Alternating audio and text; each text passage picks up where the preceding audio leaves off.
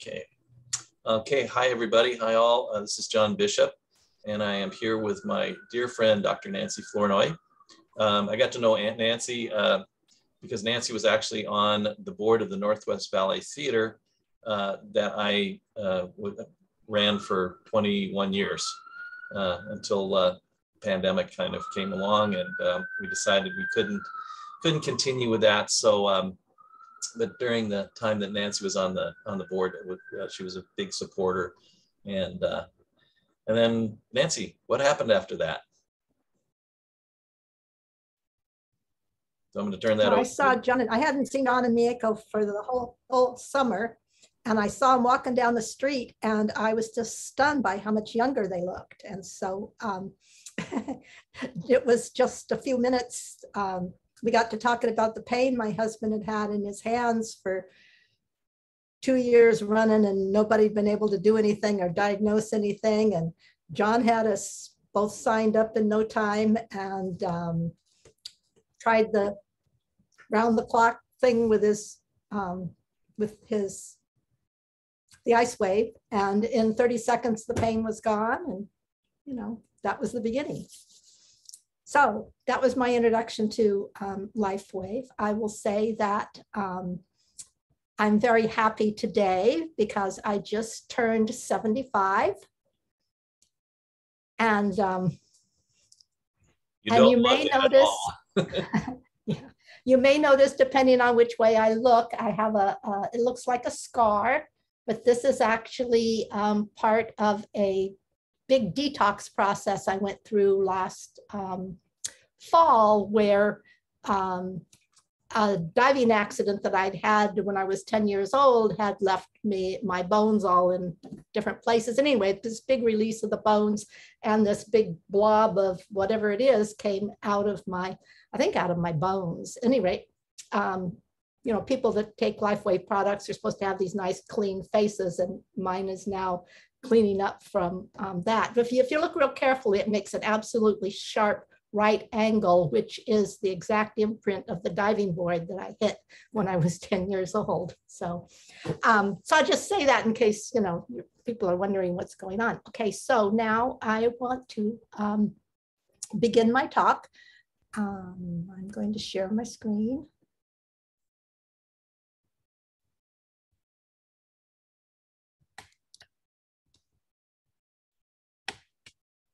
Okay, now,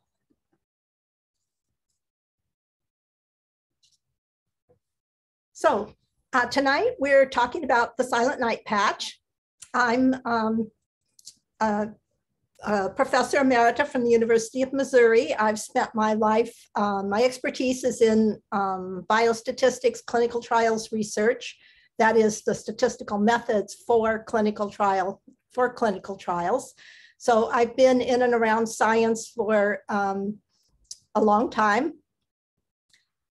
And one of the things that's really been fun about getting to know the LifeWave products is doing the research, reading all of the papers that are in the science section on the LifeWave website, and then also studying, when David Schmidt, the CEO, would drop hints, I'd go and study what the biochemistry was and the biology and the physics around how the patches were going to work. So as I say, we go through each of these patches, and tonight we're talking about the LifeWave patch. So I'll just say that LifeWave has a lot of patches, and I did an overview talk in January, and you can find that talk and some of the others that I've done on my YouTube channel, which I think you can find if you type in my name. And I have a website called lightpatchscience.com. And I did send LifeWave email saying I had this website and I had any problems with it to let me know, and I never heard from them. So I hope the website is agreeable, informative, and entertaining for anyone who visits there. Now, let's just start by talking about the problems with sleep, or actually with not getting sleep. And one of the problems is that most Americans aren't sleeping anywhere near the amount that we used to. And so this is a problem. Insomnia is a problem. If you look down in the lower left-hand corner of this slide, it lists some of the things which are probably well known, that if you don't get enough sleep, your mood's going to be gone, downhill, and you're going to be having more accidents, more family problems, and it can lead to a lot of different diseases because your body doesn't have the time to heal that it needs. And there's also a time element to sleep. That is, the body wants to sleep when it's dark. And if you are working on a shift that is not during the day, then the later that shift gets into the night, the more likely you are to be sick. So, we're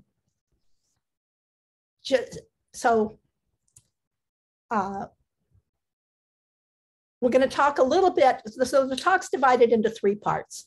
We'll talk a little bit about the patch itself, and that's particularly the case because with the Sleepy Nights patch, there's more information about this patch than I've found about from any of the other patches. So there's some interesting information that is different from the others. And then we'll talk about one of David's talks, David Schmidt, the CEO, he said that the Sleepy Nights patch, I believe he said it was designed to increase the hormone melatonin. Now, we'll be looking at some of the wording specifically, and in particular, one of the things we'll look at is this word that is, just because he says it increases melatonin doesn't mean it doesn't do a lot of other things too. So we'll investigate that a little bit. But the patches in general are designed to influence specific photoreceptors in the body. This is from a 2009 paper by some collaborators, Thomas and Helen Baginski, who have done research for the LifeWave patches. So the materials photonetically reflect certain frequencies of the cells being targeted. And the aim is to increase some product of metabolism. And in this case, in this talk, and because of David's comment, we'll focus on melatonin. But I want to take a little, we're going to take a little bit of objection to this word reflect. So the idea is you got the patch on, it's a crystal, and when you think of the heat coming off your body and hitting the crystal, and then the word reflect implies that that's being bounced back into your body. And we're gonna break that down just a little bit. So the patches are crystals. And if you look at this little picture on the left, the tan box is, or the little brown box is an image of a crystal with the electrical charges at the top being, every positive charge has a negative charge right next to it, and they're lined up on the top and the bottom. And so here the crystal's not doing anything. There's no charge going anywhere.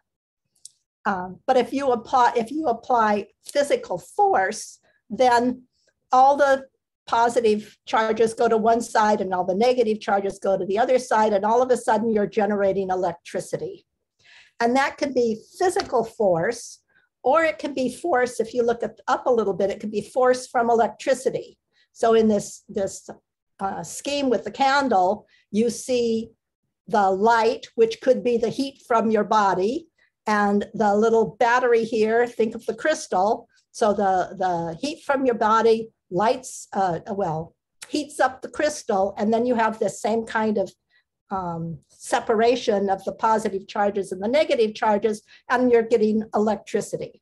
So the patches are crystals, and they can store it here when you have the negative charge. So if you got your patches in the drawer and they're not near any heat source. They're just sitting there. And when you put them on near your body where they can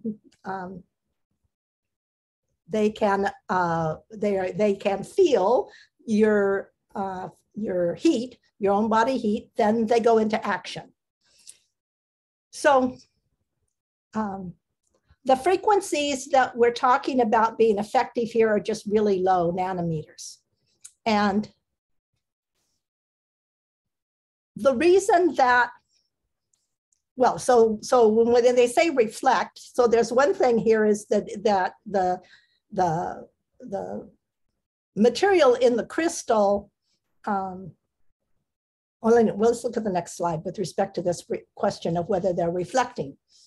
In the science that's in the LifeWave, on the LifeWave website, there's a paper by Melinda Connor, Dr. Connor, from 2013. And in that paper, she uses this word, she talks about Silent Nights Formulary. So, and then she makes this long list of things that are homeopathic solutions. And so you say, okay, well, formulary, that means that's what the crystal's made of as far as I can figure out. And if it's really made of a mixture of homeopathic solutions, then that's really interesting. And so I went to the web, and I'm no expert on homeopathic solutions, but I looked up just what I could find, single words for what these different homeopathic solutions would do. And for example, we have arsenious acid is used for insomnia linked with anxiety. And you'll see for all of these, they have something to do with, you know, if they were effective, they would help you sleep. And so this is one of the questions I have about melatonin. That is, if this is what the crystals are made of, are they all somehow affecting the production of melatonin, or is melatonin just one of the things that's getting affected by this large variety of different compounds? And there was another thing in Dr. Connor's paper that I was delighted to see, and that is a batch of citations about the about the science that's been done with homeopathies. And I know, I don't know, 15 years ago or so, I read a paper by some Italians that they were calling it microdosing, because they didn't want to call it homeopathy, I guess. They call it microdosing. And it was a physics paper looking at how actually establishing that the homeopathic solution retained the physical wavelength of the material that was made into solution, even though it didn't have a molecule. And I haven't been able to find that paper again. And so I was delighted to find a collection of references in this paper of Melinda Connor's. And in particular, there were two here from 94 and then 2007 that where particularly the one in 2007, they've got some devices now, some microscopic type devices that can look at things much smaller, much more nanoparticle like than previously. And they have actually found things in the solution that weren't appreciated before. That's little bits of nanoparticles of metals and other pieces of the molecule. This is the thing that pressed.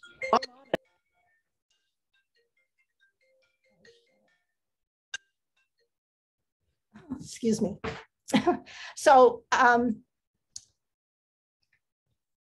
anyway, one of the things that I like, that I'm very happy to be able to do when I talk about homeopathics, is to be able to point to some science, because there are a lot of people, particular in the medical communities in the United States, that sort of have a blind eye towards that. Whereas, of course, in Europe, you can go into any pharmaceutical, any drugstore and get a homeopathic solution.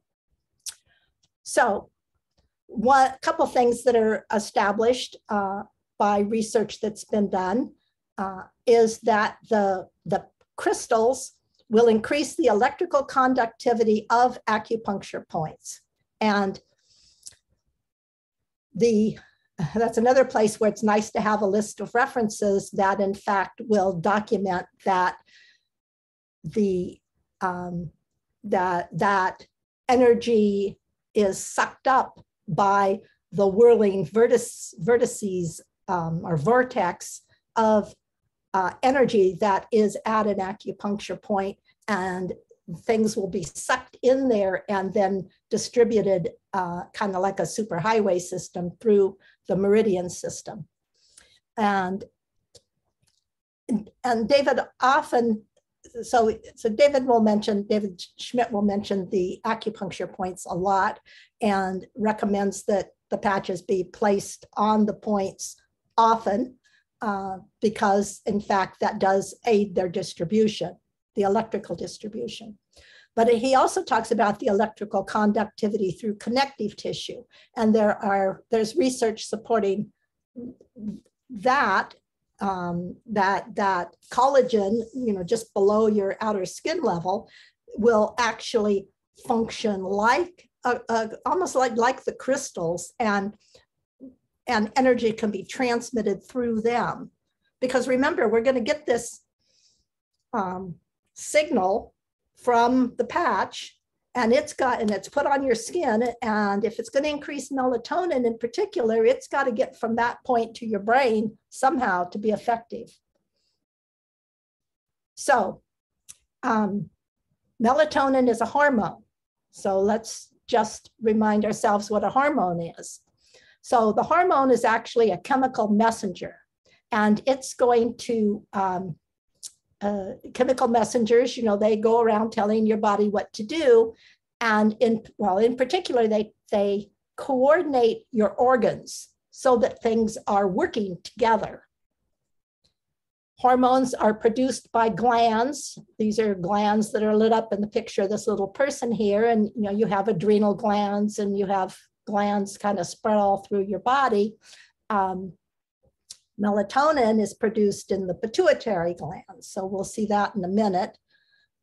Hormones in general are distributed through your blood vessels, and here you see all the little hormones coming out of a gland that is secreting it, and they dump into your blood system, and then go out and find some cell that they want to attach to, and they will link onto it.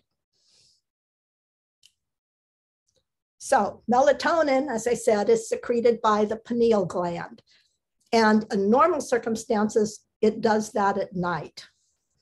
So the pineal gland, Rene Descartes called it the seat of the soul.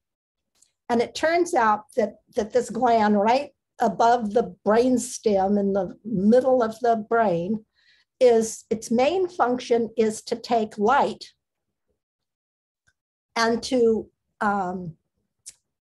interpret whether it is light or dark, and then convey that information for the production of melatonin. And so there's two things. Here's the pineal gland, and then here's this little spot in the brain called SCN, which has a long name, which is spelled out over on the upper right-hand corner, but everybody calls it SCN. So the light hits this little place called SCN, and it activates a reaction that actually blocks the production of melatonin. So So melatonin is naturally produced. And when the sun comes up and you open the window, it shuts off that production system. And so the effect of melatonin on sleep is intimately related to whether it's day or night and what is happening with your biological clock and the daily rhythm. So here's a little schematic of serotonin and melatonin. Serotonin's a happy drug. And so you can eat a lot of foods, eggs, oat bran, crab, tuna, some cheeses, but a lot of food goes down into your stomach, gets digested. You need a bunch of B vitamins. And then it goes through a series of steps, a couple steps. And this is all in the pineal gland. You make the serotonin and you make the melatonin. And here's a little picture of what the melatonin looks like over here on the left.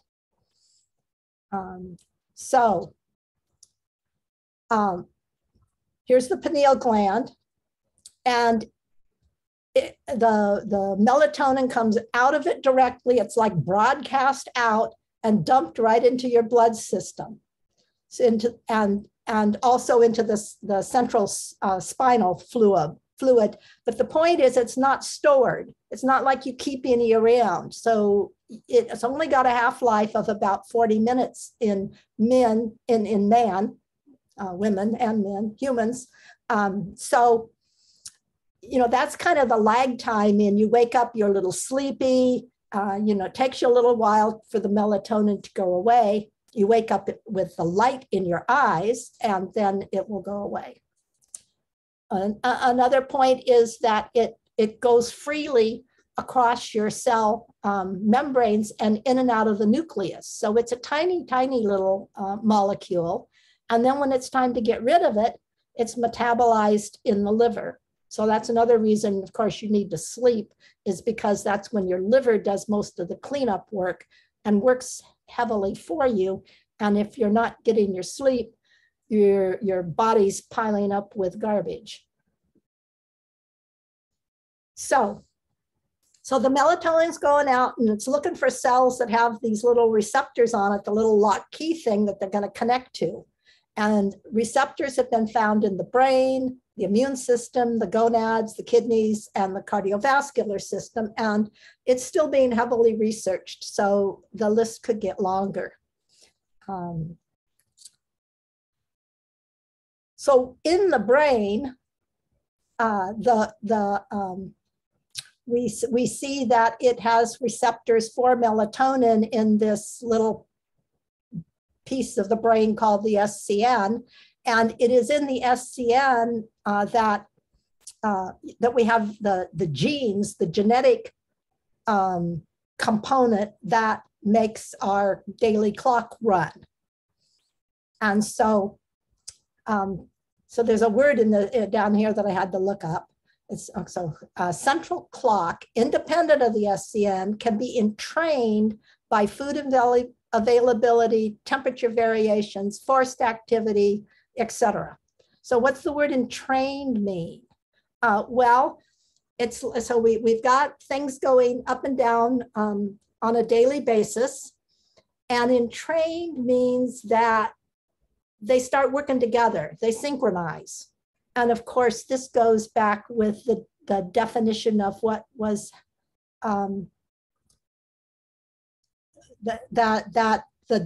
statement that the melatonin coordinates the organs. And so you're getting things synchronized on this daily clock basis. Now, let's look at what happens with age.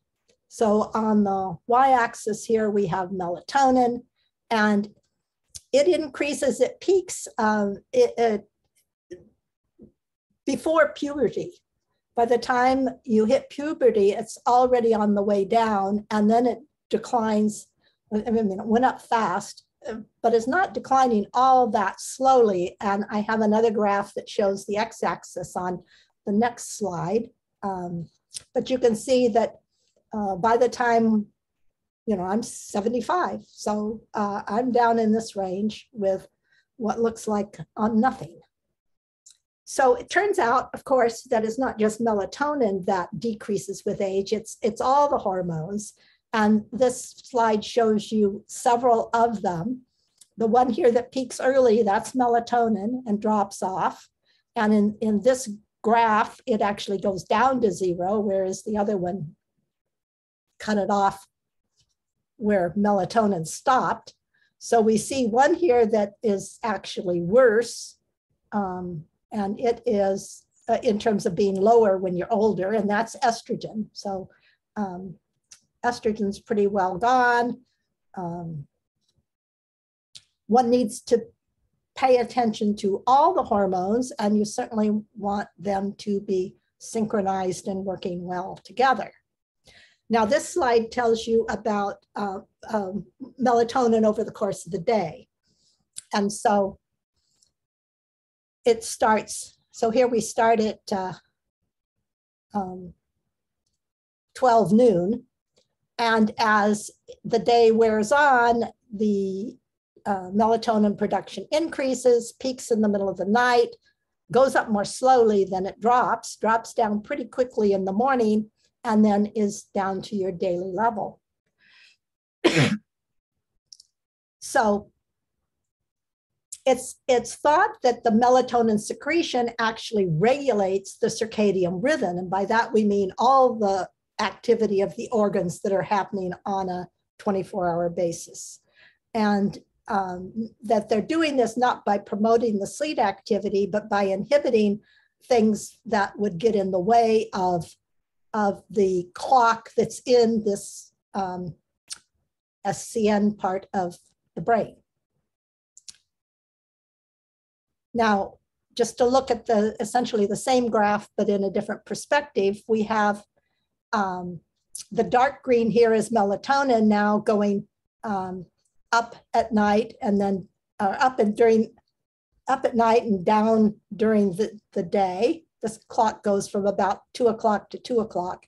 And then going the other direction is cortisol, which is your flight or flight hormone. And it's,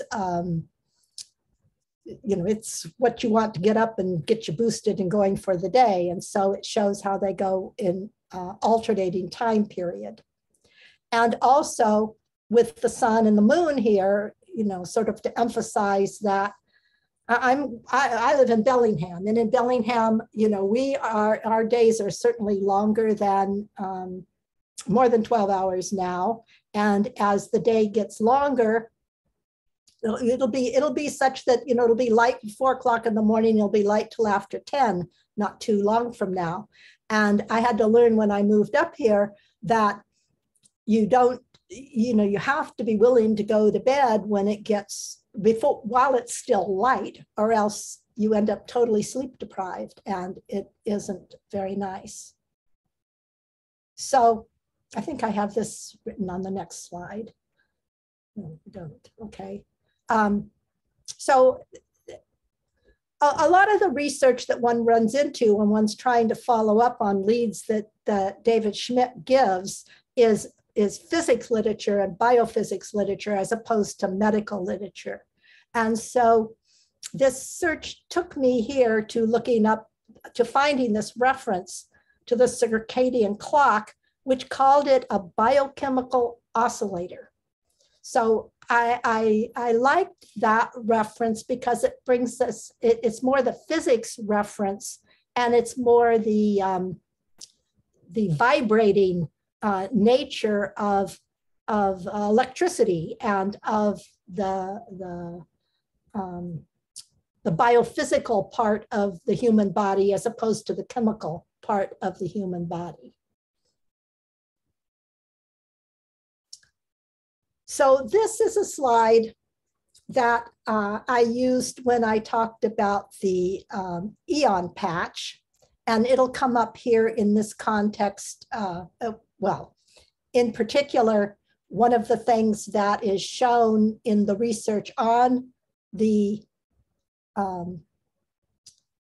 on the Sleepy Nights patch is that it will increase glutamate here. So,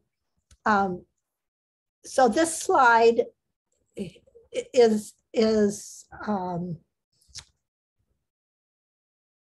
two molecules that go up and down. One is glutamate going up in the morning, which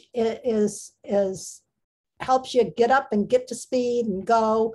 And the other is GABA that comes up in the evening, which is needed for sleep. So here's another combination of molecules that are important in this wake-sleep cycle. And I'll say what their relationship is in a minute. But the problem with taking GABA supplements is they tend to act like hitting the brake and the accelerator at the same time, and you end up feeling badly if you're doing that in order to sleep. And if you get too much glutamate during the day and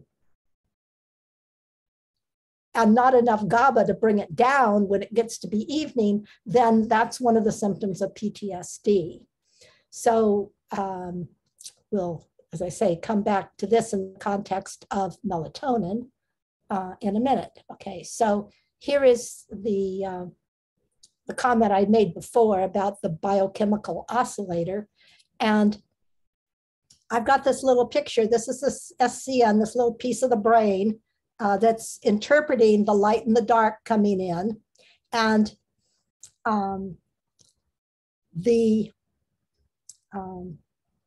from that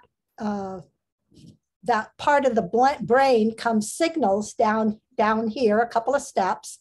And if the orange side is GABA, and out the blue side over here is glutamate. So these two chemicals I just mentioned are being produced, and the melatonin interaction is up above at the SCN level.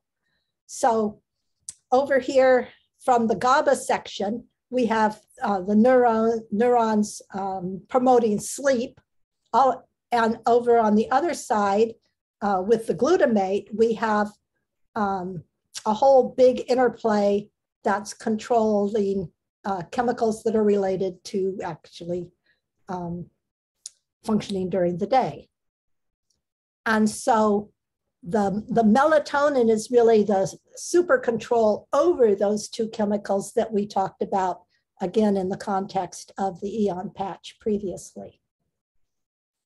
So while we're talking about oscillating, I will just throw in the reference to brainwaves, because I think most people have heard of delta sleep, that you need to go into deep sleep. It's also called a non-rapid eye movement.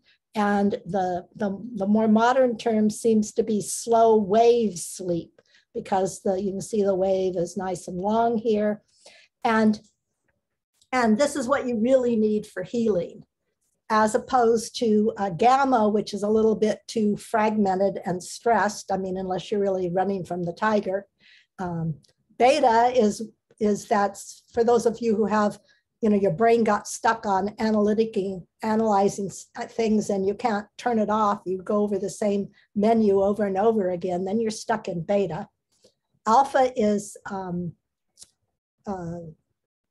alert awareness. So you're calm, you're cool, you're collected. If you're going to take an exam, you want to be in alpha. And theta is between that and delta. So again, thinking of things from the electrical point of view, and it's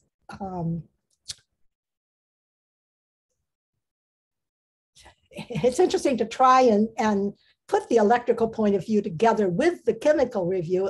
I mean, it's not at all easy, but it's a challenge when it says, okay, so how do these two things go together? But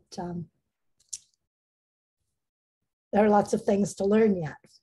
So the problem with supplements, if taking melatonin, is that even though, they're hyped a lot, the effects that have been reported are of low strength, and most of the guidelines are based on narrative reviews, and there's few randomized controlled clinical trials. Well, I think we can probably say that about a lot of things, but That's what's listed. There are also side effects, and we don't have side effects with the patches. So that is a reason to take a patch instead of a pill. Then there are other drugs you can take for sleep, including a group of drugs that work by blocking the activity of the nerves in the brain and in the central nervous system.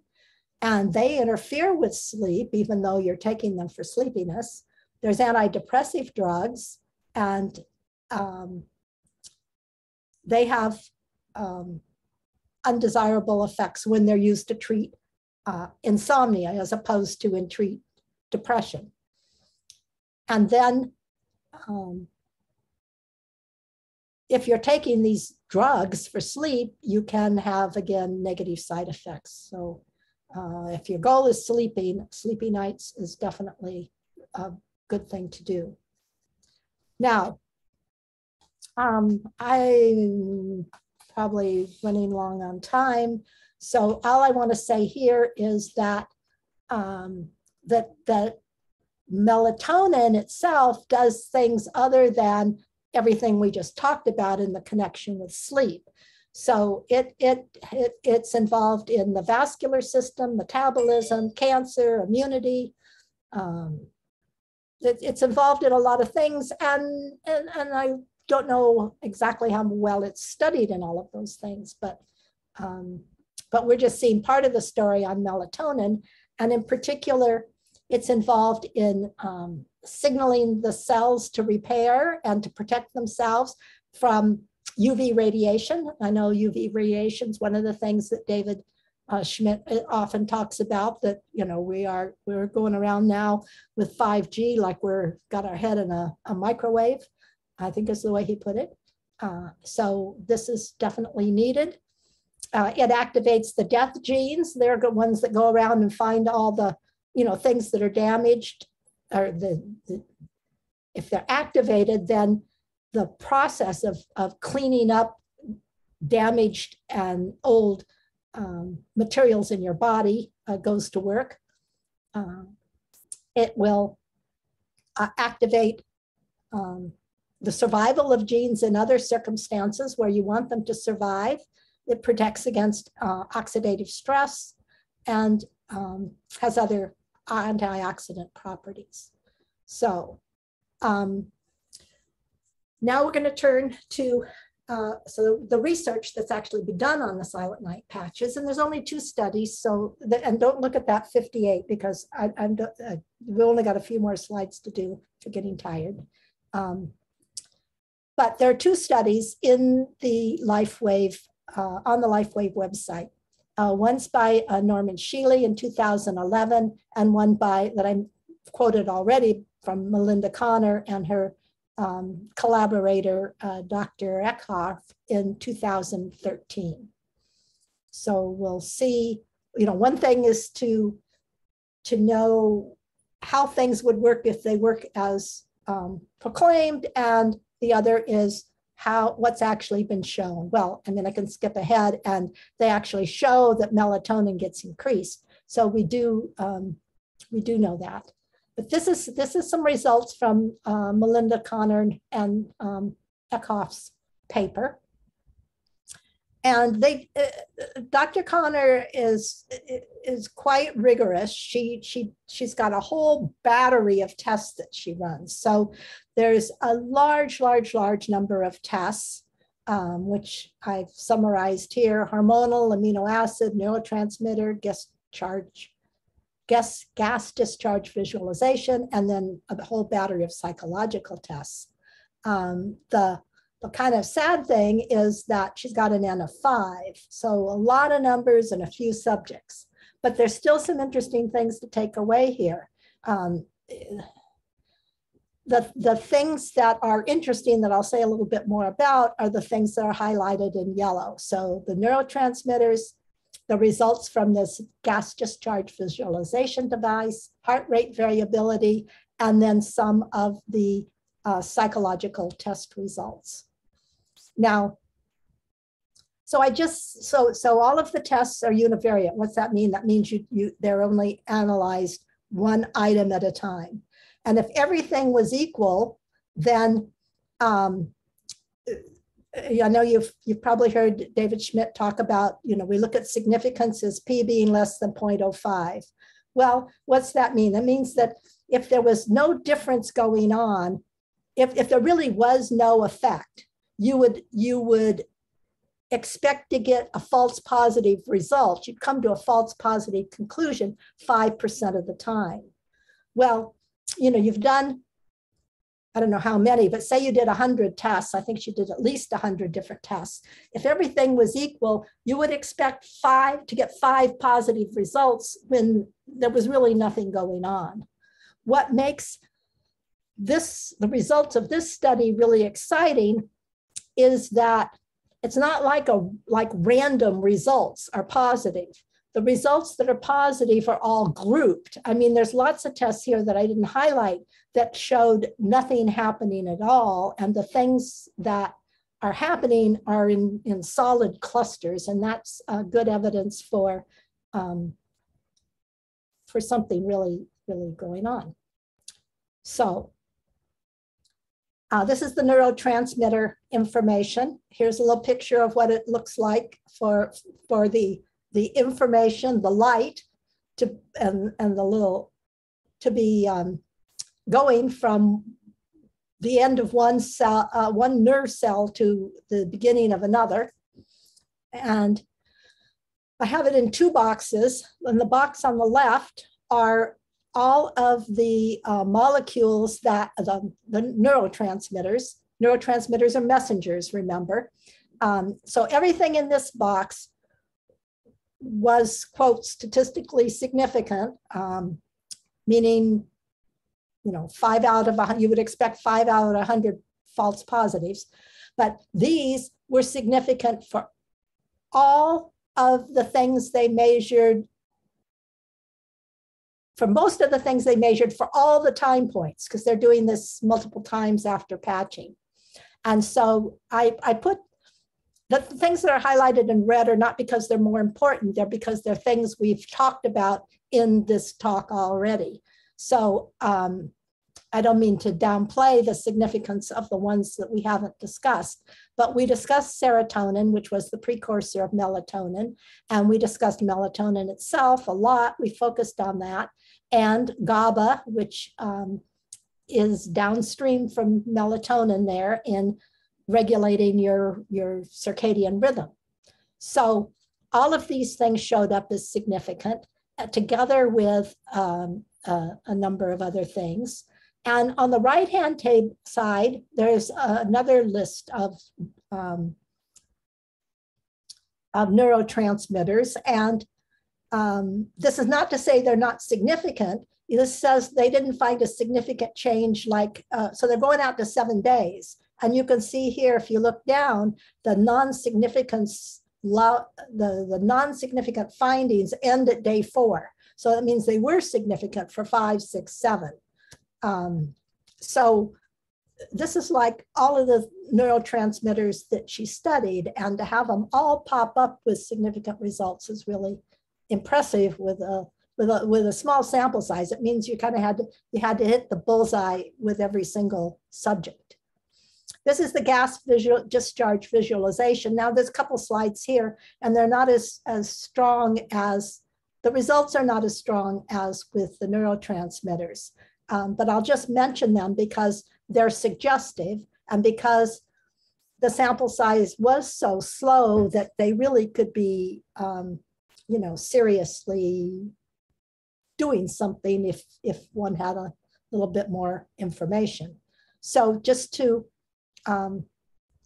tell you, if you haven't heard it before, the gas discharge visualization, they've got this little plate, and you put your hand on it, and it's got it's a gold plate because that is more sensitive to the electrical charge of your hand.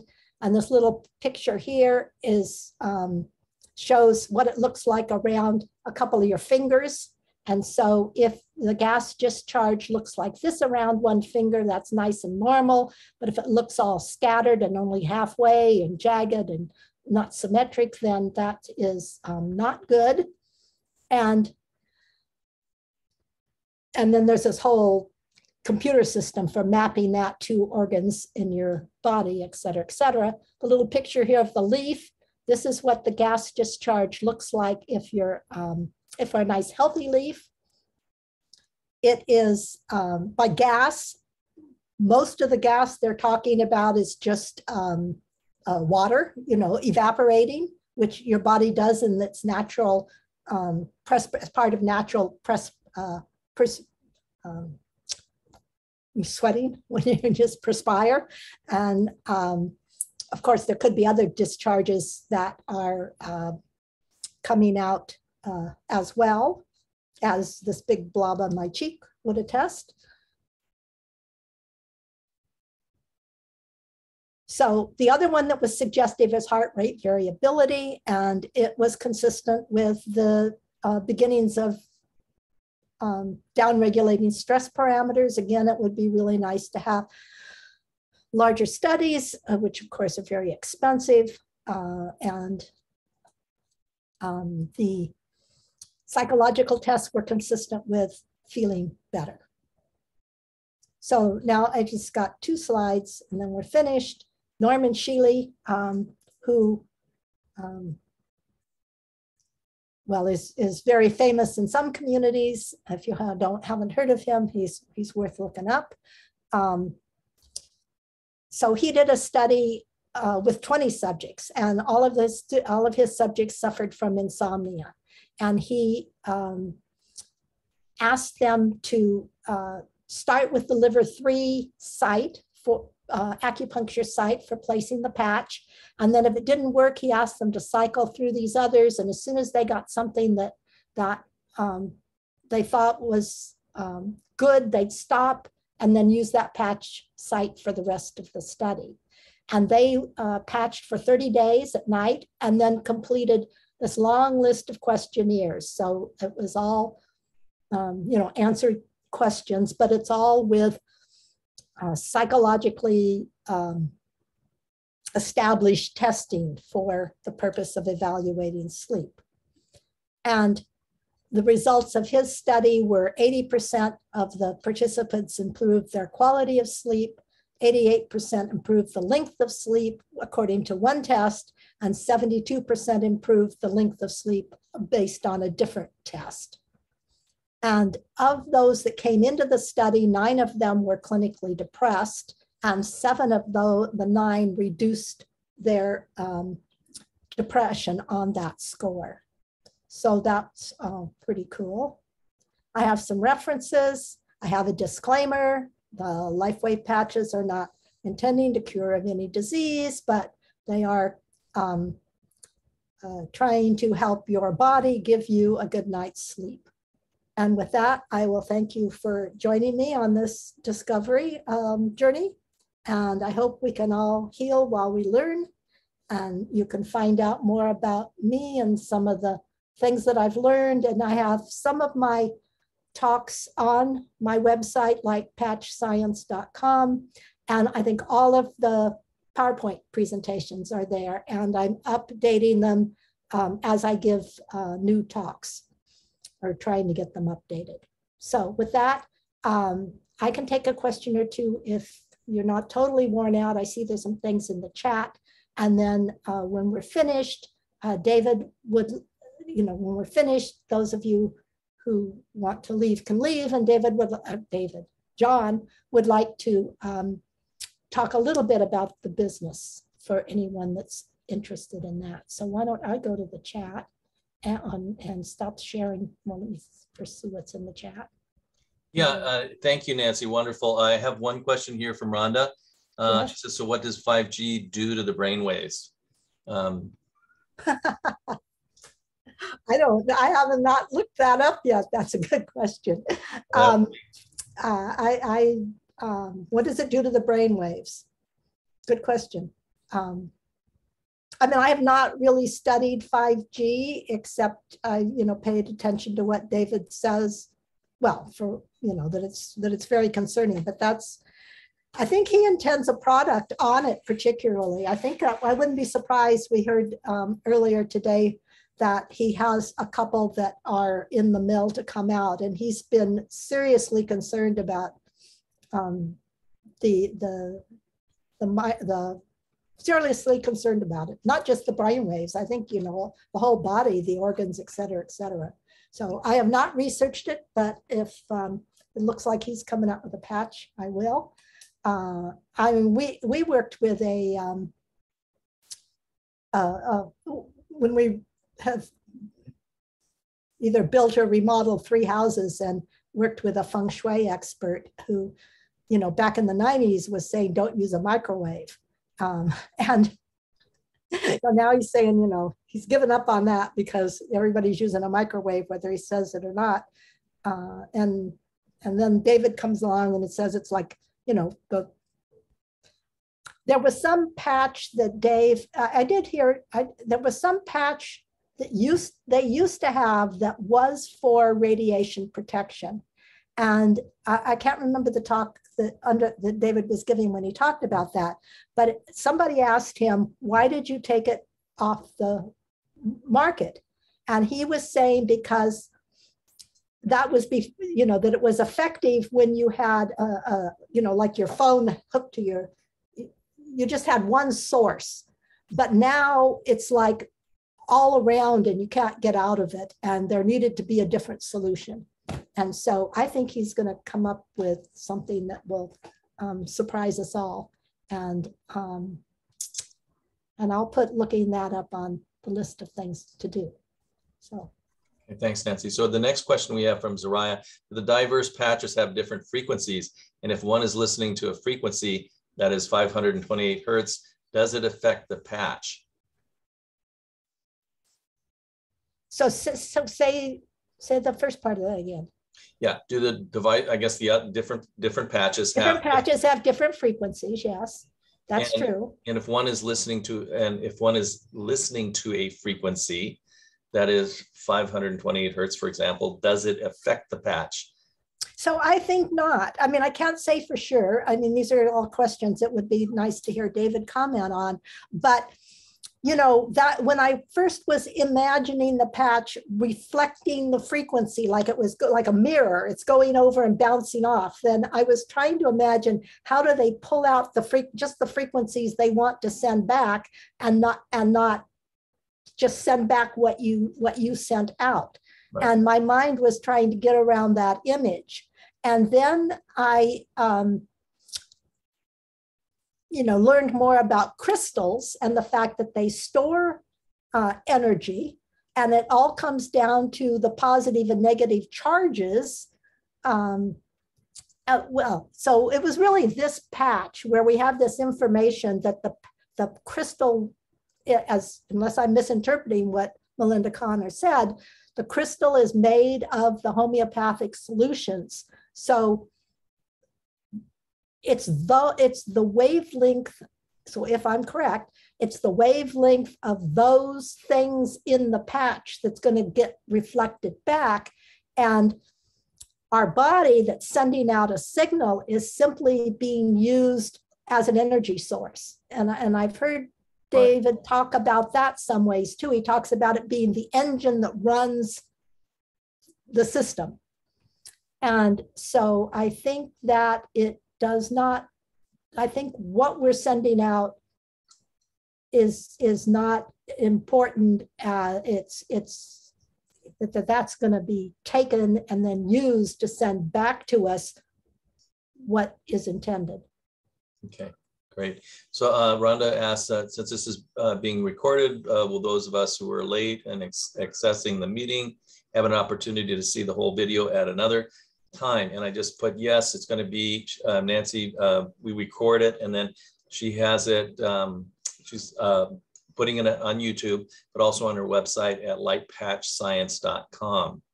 So it'll probably take, I don't know, it may take a week to get that done because we're not very fast, but we're not. But there is a Silent Night talk there already, and this will replace that one. And for the one that I did last year, I just discovered this homeopathic connection like the day before I gave the talk, so that really didn't get in. So this talk is from a totally different point of view. And when I gave that talk too, I had not heard David say that. I think it was that it was intended to increase melatonin. Certainly we've seen that it does increase melatonin, and I really should try and find out whether, because if it's what he intends, it means that's how he constructed the crystal.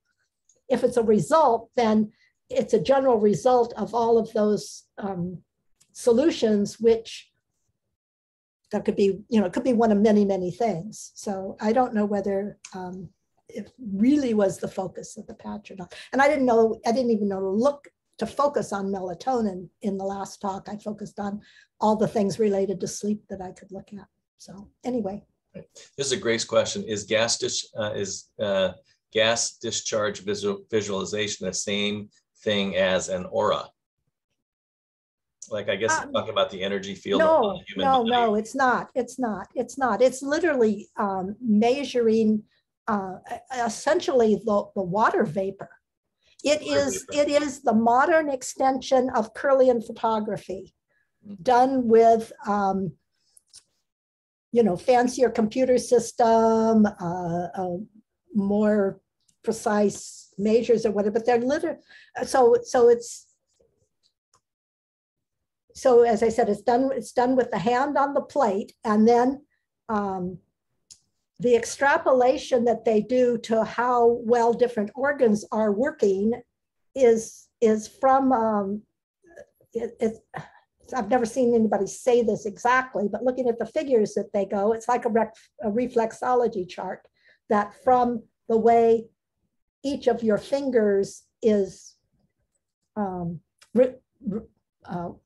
respirating. Right. Your skin needs to breathe. The way it's respirating, then they use to interpret how the different organs are performing that are associated with that reflexology chart. Right. And we also. And this guy that's done that machine. So it's a Russian. I talk about him, I think, in the overview. I talk about him in some other talk, but he is very active right now. I mean, this is current.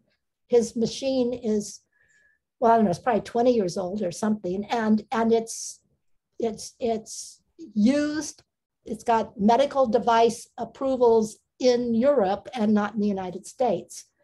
And according to Dr. Connor's write-up on that, it's not approved in the United States for like medical diagnosing and stuff, because it kind of relates to the because it doesn't talk about things in terms of organs.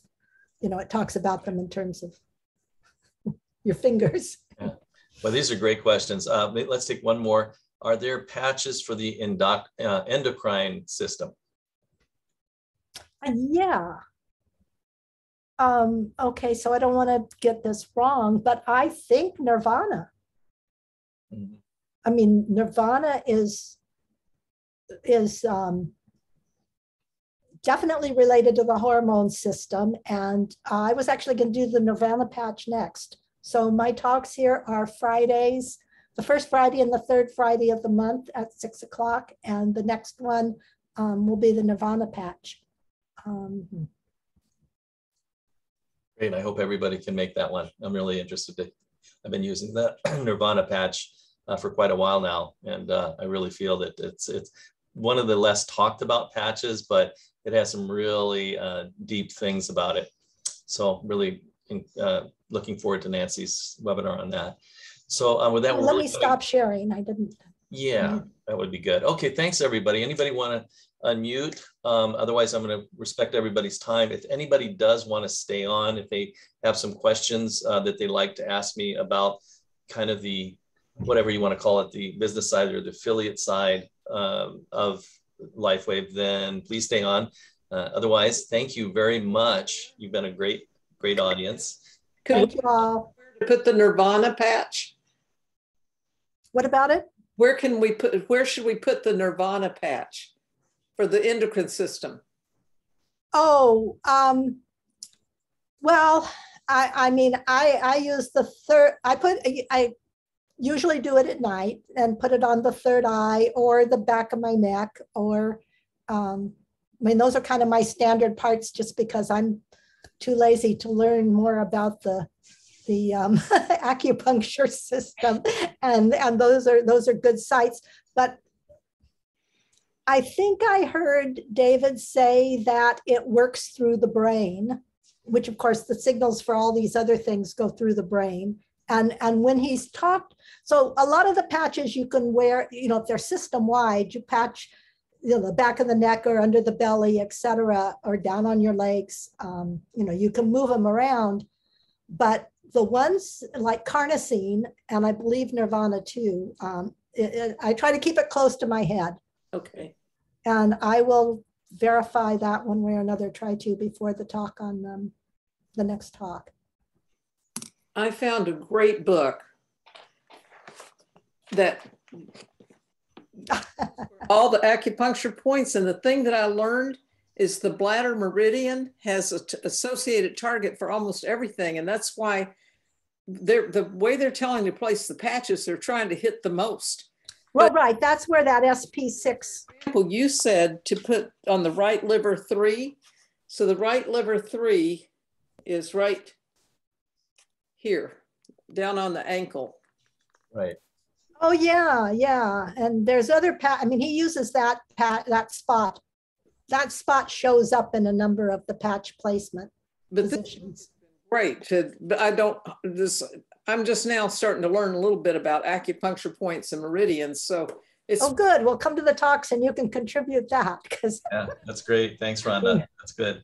This is all fascinating. I thought I'd avoid having to learn about that, and now that I'm interested in this, I'm going, well, I guess There you go. Yeah. need to do it. the most effective place to put the patch. And according to that, it tells us, because I found out that on a meridian, there'll be one point that's kind of like, if you can hit that point, it goes both ways. Gotcha. The whole meridian. Uh-huh. Those are associated points that are important. And they go in this book and they tell on every meridian. So that was called Acupuncture Points, and where? At Amazon, and it's Acupuncture Points Handbook, Patient's Guide. Mm-hmm. Yeah, great. Do you have a first author there? ISBN if you want it. I'm trying to see if I'm. Oh, just give me the author. There must be somebody who wrote it. The first name. Oh, the author is Bleeker, Deborah Bleeker. Bleeker, okay. Bleakeker. Bleecker. Oh, CKER. Okay. Okay. Yeah, I can find it. It's $17 on Amazon. Okay. Great. Thanks for contributing. Sounds like a bargain. Yeah. Well, it is, and it gives an idea where to put these patches. And yeah, because I've looked a lot online at the pictures, and you know, either they're too general, crude, you know, or they're too busy, and you know, it's hard to. Will actually explain. For example, on the bladder, I was shocked. I mean, this is all new to me. She talks about the lung associated point is bladder 13, bladder 15 treats the heart.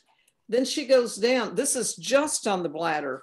It does more than any other meridian, but they've got a lung associated, the pericardium, and she gives the symptoms of what's, you know, not, and what it does. Then you have all these other meridians and they have one major point. So you can very quickly find it. And then I just started using the patches. So I haven't really done very much of this, but I did put a glutathione yesterday patch on the liver meridian down in the foot. Uh-huh. Oh, uh-huh. Hours. I took it off because I started getting, my eyes started hurting. Oh, detox was going. Detox. Yeah. Fast. So I took it off, and but I knew that. So keep doing it though. Just don't do it for so long, because detox is good. Yes, I agree. Yeah. So you're using the glutathione, and what else?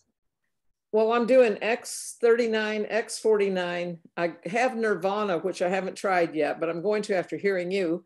And I have glutathione patches. So, and I'm working with Dr. Sunny because she had warned me to be very careful with the glutathione. She was concerned about me using them. Yeah, and by the way, Don's on here too. He just ordered some patches, and I think it's a certain amount, but he ordered and he got a free glutathione patch. So they have these promotions also that are great. So with his original order, they added the glutathione patch to his order. So you might want to notice that too. If it pops up, it'll just kind of, when you make your order, it'll say you're going to also receive. I think that, I don't know if that promotion's still up because I got a promotion on Alavita right they now. change it. They change it. They do change it quite frequently. But yeah, for Mother's Day. The Alavita one goes away on Sunday. So if you're interested. Oh yeah, Mother's Day. That's right. What does Alavita do? Well, so, it's interesting, they decide what they're going to use to promote the patch. And then the patch always does more than what they decide to. So it's being sold as sort of a beauty product, de-wrinkle you. But what it does is it works on your, the epithelial cells. So it is working on making not only your skin healthy, but your epithelial cells line all your cardiovascular system. They line all your organs. So it's a whole lot more than just taking wrinkles away. Wow. Exciting. So we get that one. And David Schmidt gave a talk on Alavita yesterday, right? Wednesday. So that will be online soon.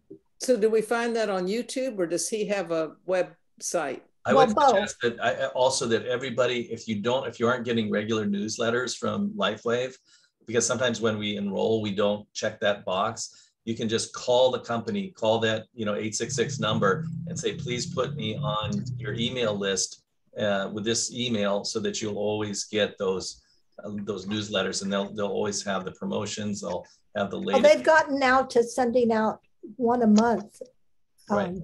And then one newsletter a month. Right. Yeah, that's very good. Thank you. Okay, it's a book on. Okay, well, thanks. So. Okay, Zariah, is the book on acupuncture points detailing over 2,000 points? I don't know. Do you have an answer for that, Rhonda? 100 points. How many? It says over 400. Over 400. Okay, Zariah, okay. Over 400. Thank you for that question. It will take the meridians and show you, first of all, it'll show all the meridians in that. Let me find one. Let's see. Well, it's pretty overwhelming But this is. I know. I had acupuncture when I dislocated my knee, and the surgeon said I had to have an operation. This is when I was 21 years old. That was a long time ago. And I knew a woman who was from China that had been educated with acupuncture. And she gave me one treatment, and I did not have to have an operation. So I totally became alternative. Yeah, no, I'm all for alternative. I have lots of acupuncture with wonderful results. I just didn't want to learn it myself, and now I do. I know, it's discouraging. There's over 2,000. Well, they do 400 for laymen. So they'll do the main points, like this is the gallbladder. Yeah, that's what you need, is something that focuses, because we don't need to, because the patches don't have to go on. I don't think they have to be as specific as on the meridian. Right. Or as with acupuncture even, as you say, you need to know the main points to put them on. Yeah, you just don't need, this is for a layperson. That's what I like about it. Yeah. And you don't even, with the patches, you don't even need that. Most of them, they're going to work whether, the comment I read was, they work on light. It works with light. Apparently. Right. It's just a matter of whether it's working locally or, as I say, the meridian system's like the highway system for getting it through your body. But it doesn't mean it doesn't, but you've also got your whole there's a connective tissue that sends this stuff around too. That was at the beginning of the talk. So there's, so it helps. There's, I just figure be consistent. I mean, be consistent in keeping up with putting them on. And I don't have mine yet. I'm waiting. Patiently waiting. Anxiously waiting. Yeah. Yes, I'm anxiously waiting. Well, it's a lot of fun. I mean, it's a lot. I had an experience with one, and I wore it on the back on C7, and I went outside in the sun, and I hadn't slept all night because of someone wanted to do laundry all night and the dog was barking. It was one of those things. And it made me feel like I had slept. Now that's pretty amazing. And I had exposed it to the sun when I was outside for a half an hour. Mm-hmm. And I'm not on any medication at all for my age. So, which patch was this? The X39. X39, okay. Yeah, X39 does so much. It's really kind of, sometimes it's hard for people. They see all the patches, which one should I start with first? And I think really the X39 is the one that everybody should start with. Unless if they're experiencing a lot of pain, somewhere in the body, then the LifeWave patches, they can work quite quickly. But yeah, X39 and actually now the addition of X49, those are really, really important patches to start to experience, results. Sometimes it happens right away, and sometimes it's it did. It happened right. Well, within a half an hour of my being in the sun. Is there I was exposing it to the sun too. I was actually going like this, and I had my hair down. Because you said it worked on light, and I went, okay, there's direct sunlight. Right. I was charging up that crystal. Is there a patch for blood sugar? There is. Well, there's a patch. I've looked at SP6. That's. I mean, they advertise it again for weight loss, but it is. We have to look at that. There's another. But let's see.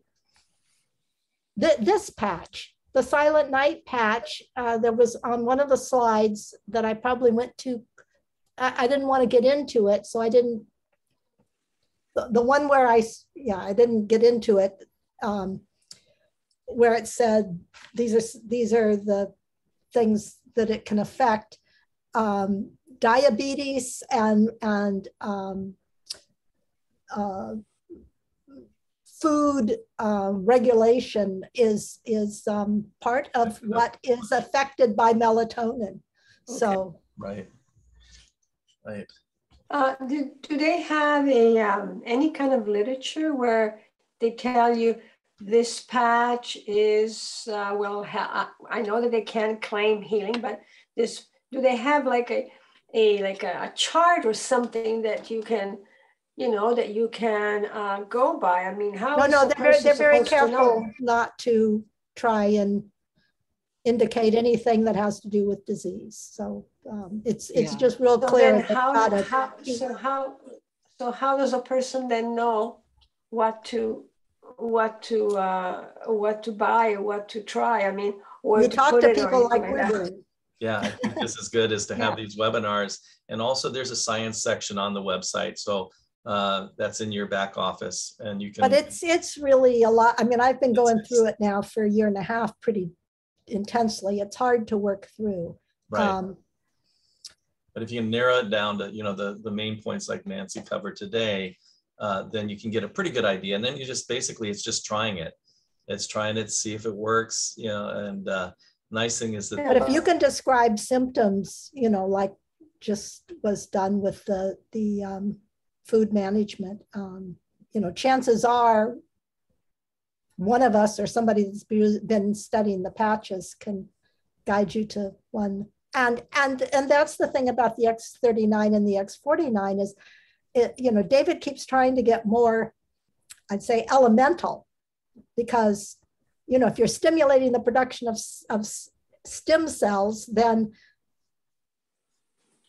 your body's going to use it for whatever it thinks your body needs most. Right. Yeah. And with the X49, it's more the cardiovascular system, but that covers a lot of territory in terms of making your body more able to heal itself. Okay, can I ask you then, for someone that has brain fog and gets very forgetful because of emotional stress, and what would be the best patch for that? I mean, can you answer something like that? I mean, well, legally, no, but we do know that carnosine is a very small molecule that can cross the blood-brain barrier. Right. Just going to mention that. Yeah. Not all of the molecules produced can cross the blood-brain barrier, but melatonin is produced in the brain, and carnosine crosses over, and carnosine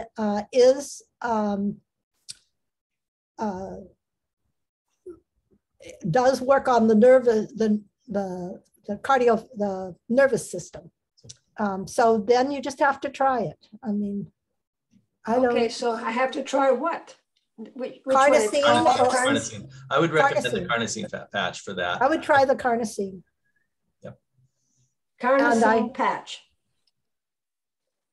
And a good place to put it too is right here. It's like in your sternum. I heard David Schmidt talk about that. And at night, it's very effective at nighttime. Is it L-carnosine that you're talking about? Well, sometimes you see the L in front of it, and that, so when they put an L in front of things like carnosine and dopamine and stuff, that's just telling you how the molecules twist itself up. So yes, L-carnosine is the same as carnosine. It's just, kind of whether it's bent to the right or bent to the left. Oh, thank you. Yeah. Can we use? So what you're saying is that there is a patch called carnosine, right? Yes. I'm just trying to wrap my brain around this, because it's all French to me what you guys are talking about. Oh, okay. So there is a patch called carnosine that might be helpful for the brain. Well, it'll be helpful. Whether it's helpful for brain fog or not, I don't know. But it will help repair the brain. I mean, you can't say whether it's going to help specifically. Is there any other patch that will help the brain? Well, the X39. The X39 is for stem cells. Well, that one, I'm getting that one. I'm getting that sort of comes. That's part of the initial purchase, right? The X39 or whatever it's called, and the X49, right? Right. That's part of the Okay, well, I'll keep that in mind. We'll see how it goes. So the brain's an interesting thing. I mean, it always comes down to what is the actual problem that one's having. And, brain fog, so one has to, one thing that can be causing problems in the brain is if in fact your blood supply is compromised to the brain. And that is, that can be a structural problem. Okay. I mean, with my diving board accident, I was to the point where I didn't know people I had known for 20 years, and I couldn't read. I went for months and months without being able to read anything. I mean, and I describe it as I lost my brain and I got it back again. It's wonderful. Yeah, it was a great experience. Coming back was a great experience. How did you get your brain back? Well, so cranial sacral. So for me, it was definitely it was a head injury, and cranial sacral therapy is what saved my life to start with. And then I did cranial sacral therapy, acupuncture, and then by this time, I was a real mess in terms of being contorted and twisted and everything. So massage therapy. And then everything was so good that I just started trying everything out there I could find. And you probably can't mention an alternative therapy I haven't tried. And I, trained in some things because I thought they were interesting enough to learn. Mm-hmm. And then, so one of the things David says in one of his talks is that you can heal, it helps to be in like a meditative mind, and it helps to pay attention to your body, because your body has to do the healing, and it wants to feel appreciated, and it wants to feel, it's a joint effort. So I look at my body as a community. We are a collection of conscious cells, and my job is to tell my body that it's all right to do what it thinks is best, and that I trust it, and then to get out of the way, and not try to analyze it all. And so that, because you can do a lot of things that are good for healing, but then you shut them down mentally. You tell your body, I don't believe this, or, I really don't want to go there, so there are lots of ways to shut off the healing process. You have to trust your body. But what David was saying, which I agree with completely, I spent a lot of time meditating. I got brainwave training tapes. I got myself, so I was in Delta most of the time. And the nice thing is about these patches and the X39 is that you don't have to work that hard. Your body opens up, as long as you're not then turning around and shutting it down. But your body opens up in a way that that it would take a Herculean effort to duplicate through meditation and internal mind work. Yeah. Well, we'll see. I put in an order yesterday, day before yesterday. So I'm getting the X49, the X39, and then two other things. I don't know. So I don't know. Try and see what happens. Right. So what other meetings like this have you been to before? To talk to people? This is about the third, or it's one when I'm connected with Rhonda, right? So whatever she introduced me to. Who did you introduce me to, Rhonda? Dr. Sunny. Dr. Sunny. Yeah, and then this gentleman that's on here, I was listening to him and his talk yesterday, and that's it. So I would suggest that you keep going to talks, because you can ask different people the questions you're asking me, and it will keep you learning things. And that's really, and you can share your experiences too, right. And get the feedback on, I tried this, it did work, it didn't work, whatever. Yeah, it's just wonderful hearing people's different experiences. Since I've been mostly tuning in every day to David Jumper's 8 a.m. one, right, Don? We have so many people in there, and they have all these incredible. We're going to build that, John. We're going to build it, and we'll increase it. It's just starting. It's getting better and better every day. David's calls in the morning, and I'm trying to work with them to get the recordings up on those too, so people that can't make the for me it's 9 a.m. They can watch the recording, and we're going to clip the recording so that the good parts are people can watch the highlights basically. So we'll get that going because those calls are really cool to be on. There's always good stuff. Yeah. And thanks guys for doing this. Nancy, that was amazing. Thanks for coming. Appreciate it. Can you just go, I don't want to keep going because I know we've gone over, but can you go over the sleep cycle again and the circadian rhythm? So is this just, what's the best way to get the full night's sleep? I thought you mentioned you want to get to, you want to go to sleep before the light goes, before it gets dark. Is that what you said, or did I miss it? No. Well, I said I do here in the Northwest because it doesn't get dark till 10 o'clock at night. In another 2 months, it won't be dark before 10 o'clock at night. And then it'll be light at 4 in the morning. So I have to arrange it so that I can go to sleep, so that I can get sleep more than the light cycle, which means close the windows, you know, put on eye patches, do something to put the blankets over your head, whatever, get it Just dark. Make it dark. Yeah, that's what I do. But if you're down near the equator, you know, if you're where it's 8 hours, right, you're a lot further south. And so, you know, you can go more naturally with the light. Right. So just sleep when it's dark, right? You could, yeah, but it doesn't work up here. Yeah, because I know that even like lights from a computer or some other little LEDs are, you know, you still got light in the room, you know.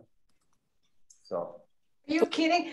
I have a salt lamp in my bedroom. You mean I shouldn't have a salt lamp in my bedroom because it gives out, you know, an orangey kind of a light? Yeah, no, I mean unless you physically need it to go to the bathroom, you know, you can't do without it. You don't want the light on. Yeah, I turn mine off. They've actually done studies that if you have to be asleep 6 hours before the pineal gland will secrete melatonin. And they've gone in and taken a pin light and shown it on the back of somebody's leg, and it stops the production. So you need to be sound asleep for at least 6 hours for that to be secreted. And any light at all, even I have tape over my fire alarms to cover up even that little. Right, me too. Yeah. Over the internet thing. Yeah. Well, internet in the bedroom. I mean, I have. Oh, I've got one of those eye things like you get. I wear one of those sometimes too. The airplanes, but I put energy patches on them. I didn't hear you, Nancy. What? I put energy patches on them, and they really are soothing to the eyes. So, which energy patches? The energy enhancer patch. Oh, I don't know about that one yet. Okay, energy enhancer. I mean, again, they sell it so that you can go work out at the gym and pump more iron or something. But it's an interesting patch in that energy is not adrenaline, it's ATP. And so it's helping whatever your cells need to do. And at night, your cells need to repair, and it's soothing at night. It's not jarring anytime. It's nothing like adrenaline. I mean, it just makes you feel good. You.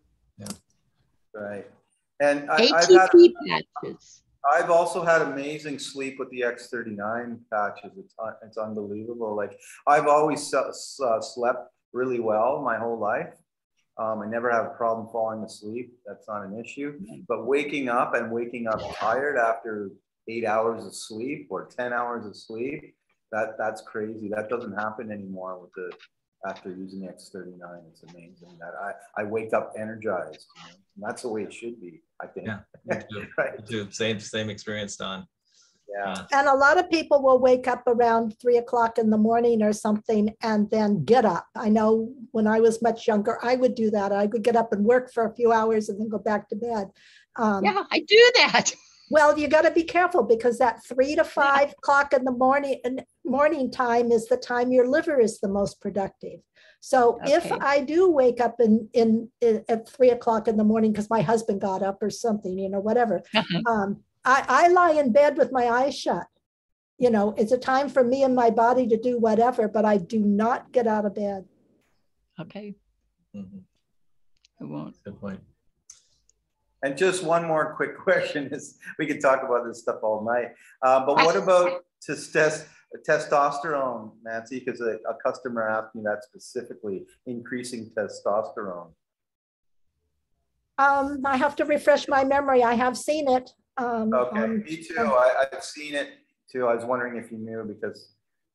Yeah, you know, so we're talking about foggy memory. I mean, I put together a talk, but I don't necessarily remember what I said.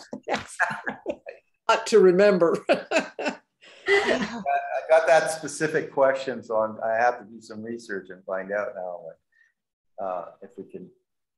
Yeah, if I. Do you drink enough water? Yeah, it's not for me. So the specific question was, do one of the patches raise testosterone levels? Well, let's look at the nirvana patch when I do that, because I know that it works with.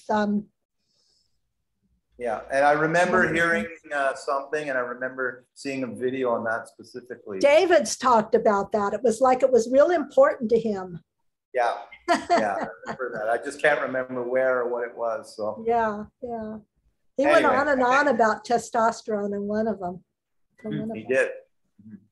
So I think people tonight, I think what's best, we had mentioned that maybe after this webinar to have, if anybody's interested to stay on, but I think because of the time. Yeah, it's gone a long time. We should probably call it off. Probably call it off, but I would like to, to field some questions. I also have my good friend and mentor, Eddie, on tonight, who really he's been with LifeWave since the very beginning. And I think everybody would have a very rich experience listening what his experience for 17, 18 years were. So we're going to definitely do that. Because it's not just about the business side, it's really about the company and somebody's experience with the company that long. So does that sound good for everybody to explore some of that? That would be great. Thank you, Nancy. Thank you. Glad to see you. Really, thank you so much for coming. Thanks for coming. Appreciate it. Thanks, everybody. You've been great. Great questions. Thanks, Don, for coming tonight. Yeah. Two Dons. We got two Dons. We got my good friend. Yeah, no, yeah. Oh, yeah. Thanks, Chris. Thanks, Chris. Hey, guys. Have a wonderful evening and weekend and Mother's Day. Bye.